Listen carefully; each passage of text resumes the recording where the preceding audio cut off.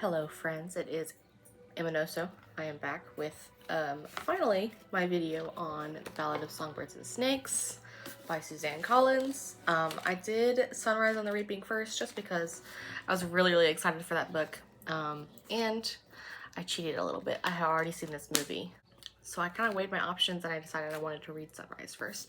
So I did. I loved it. I read Ballad. I have my cookies and I have my little, or not little, it's actually pretty big, cappuccino here. And as usual, my notes will be divided between non-spoilered and then spoilered, so I will let you know whenever I'm gonna get into like some spoilers and stuff. So let's talk about it. First off, obviously, there's a lot of really interesting lore drops in this book. There's some about District 12, but for the most part, the most information that you'll get will be information on pre and post-war Pan Am, as well as information on the capital and the life there. Yeah, you don't really get too much information on the districts other than District 12 a little bit. There's some about District 2, but for the most part, it's mainly centered on the capital. One interesting piece of lore drop that I thought was really interesting was he dropped a line, just real casual, somewhere about Pan Am back when it was North America. And I was like, hello? And I really wish he expanded upon that, but unfortunately not. I would really love a book about like pre-war, what the country looked like leading up to it. Because he talks about back when it was North America, but he also talks about like Avox as being an established thing, which I was a little surprised at. I thought that maybe they were like a little later on, like past his time, but no, they were already like established, and there was already president leading out of the war, like during the war and coming out of the war. He was president the entire time, and I just really wanted to see what that civil war looked like and kind of like what led into it. After reading this book, it is kind of understandable how many admirers, or like how many people ended up empathizing with Snow, or you know, having crushes on Snow and stuff like that, making TikTok edits, which I'm not gonna fault you for that. But one of the main responses to Sunrise on the Reaping was that they were apologizing to Suzanne Collins and kind of making jokes that like Suzanne Collins made Sunrise on the Reaping as a response to those people who were talking about him, kind of gushing over him, that kind of thing. Maybe that's true. It probably is, but I thought it was hilarious because you can really understand why people ended up enjoying him so much. He was very charming, charismatic. He was, you know, supposed to be attractive, that kind of thing. But he's a very unreliable narrator. He is incredibly selfish. He's a very selfish person. He will jump through hoops to justify his thoughts and actions. He really does not give himself any time to feel guilty about anything or show empathy like at all. So I really do believe that the publishing order is probably the ideal order to read this series in. This was a brilliant predecessor, and it was a great way to show the contrast. I loved the POV switch. It was really great to follow this book up with Sunrise on the Reaping, just because it almost gave you whiplash between like reading his POV and then going on to read Sunrise and seeing what he does and how cunning he is and stuff like that. I thought that Ballad really gave a lot of character development to all the side characters, even the small ones who you don't really talk to that often. It really gives them another layer, and you can really see them develop, even in small ways, very well. I will say that this book also goes over, I mean, he makes mistakes sometimes just because he's young, he's inexperienced, but he is incredibly smart. He can read a situation and think of multiple possible outcomes that he would want to get out of that, and then when he chooses the best one, he can, you know, kind of change his appearance, facial expression, the words and actions that he uses, and kind of engineer the outcome that he wants the most. He really knows how to read whatever cards he's been dealt, and he can kind of analyze what he wants the outcome to be. He kind of fumbles on the delivery with some things. He kind of makes calculated moves, and then they end up not adding up to what he thought they would. But as we can see with Sunrise on the Reaping, he gets a lot more cunning with age, and he is incredibly ruthless to try to get what he wants. He'll kind of do anything almost. He switches emotions, lines of reasoning, justifications in his head, and kind of his perspective on things so quickly to align with what he wants out of a situation that he kind of has like mood swings constantly.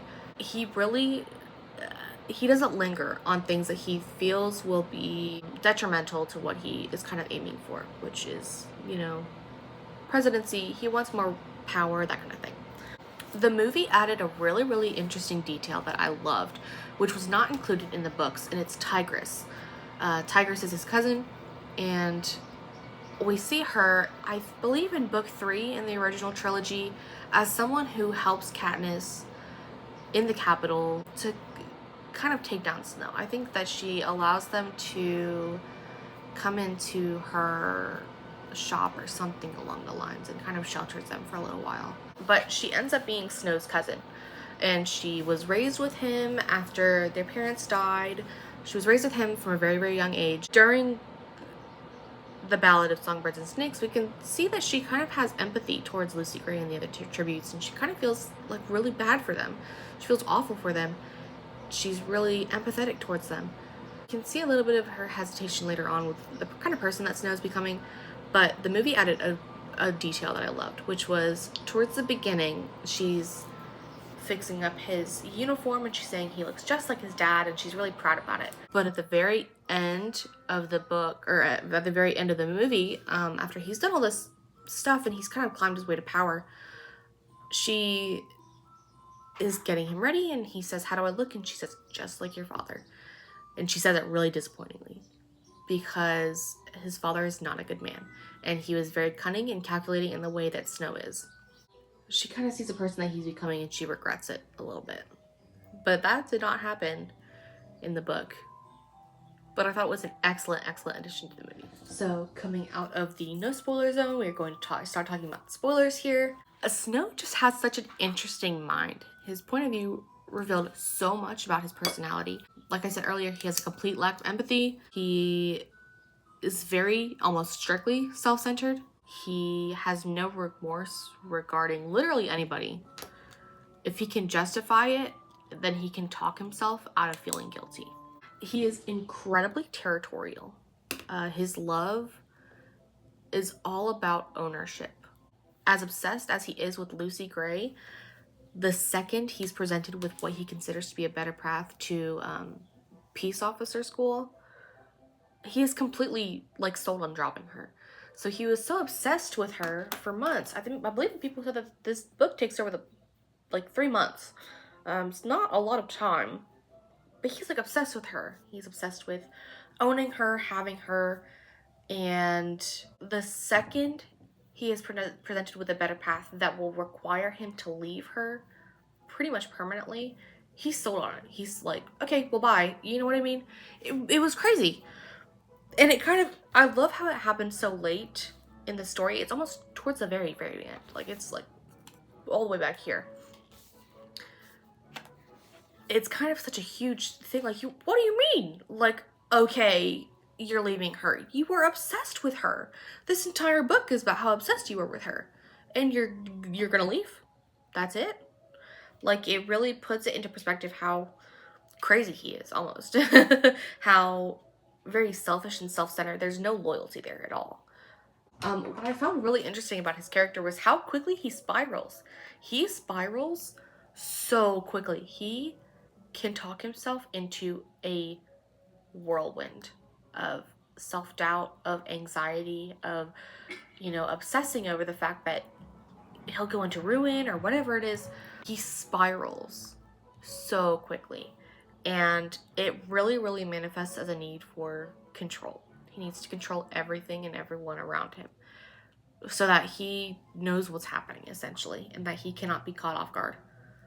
Another thing about Snow is that he truly and genuinely sees himself as superior in every way, despite being nearly as impoverished as those in the districts. There's one instance where he describes those in the districts as bestial, almost human but not.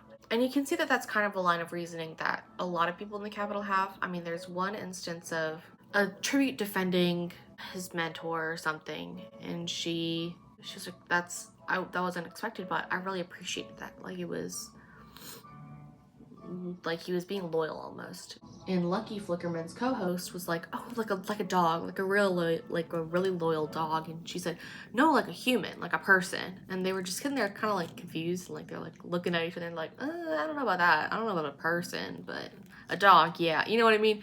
It was crazy, but you could see kind of just the environment he was raised in, and the fact that he was so obsessed with maintaining his status in that environment that he would go along with whatever everybody else thought. And if it was anything outside of the status quo, he almost immediately rejected it. He did not take it into consideration at all. And unfortunately, one of those is also the fact that, tributes are human beings. He didn't really care. He didn't care. He knew. He didn't care. One thing I really thought was really, really interesting in this book was just highlighting the difference between Haymitch's point of view and Snow's point of view. They are in very, very similar circumstances. They love a Covey girl. They're kind of involved with the Covey. They're involved with District 12. They have some involvement with birds, just essentially. It kind of leads to some very interesting circumstances where you can see just how huge the difference is between them. They had very similar circumstances. They were raised in kind of an impoverished situation. Snow in the capital, Haymitch in the districts. They're in love with a Covey girl. Haymitch memorized Lenore Dove's name song and performed it for her at one point. And in contrast, Snow is listening to some Covey songs at the Hob. He hates it. He thinks they're silly. He thinks they're stupid. He's wondering why anybody would like them. He describes the Covey singing together in kind of an a cappella way as disturbing. He hates the way it sounds. He hates Covey songs in general for the most part. He thinks that the stories and metaphors they have are stupid. He just does not like it. Another thing is birds. Haymitch loves his birds. He calls the other tributes his doves, and he raises geese and stuff like that in honor of Lenore. The main birds that you come in contact with Snow are going to be the mockingjays or the jabberjays.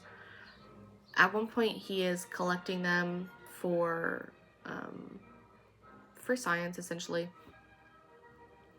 They were released after the war when they proved to not be super useful. So at one point in the book, some scientists come to District 12 to capture them. So they want to capture a small group of them, and then they tell the peacekeepers that they can kill the rest. And in interacting with them, he hates it. He finds them, abominations. He finds the noise they make in the woods very, very disturbing. It's disquieting, he says.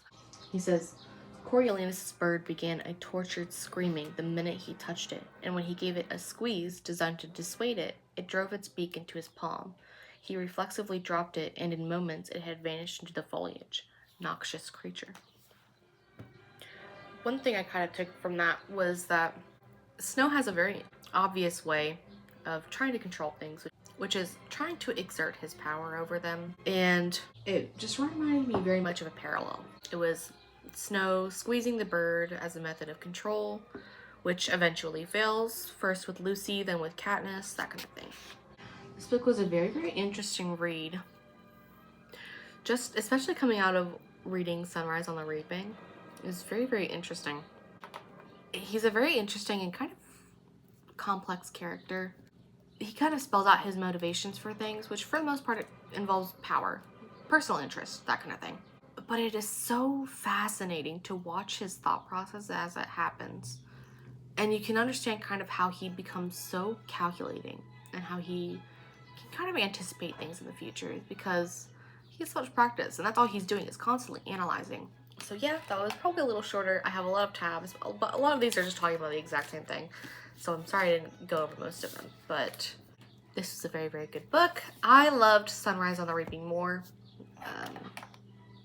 Just by nature, I thought this book was incredibly fascinating reading from his point of view and just kind of his thought process about things.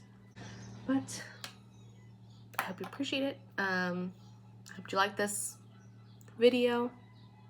I am going to be reading lore next, but I'm kind of doing a little break between stuff. I might record another video after this. So during that, I might talk about some of the movies that I have seen recently. So I appreciate it. Thank you for hanging out with me today. I know it was probably shorter than usual, but thank you very much. Bye-bye.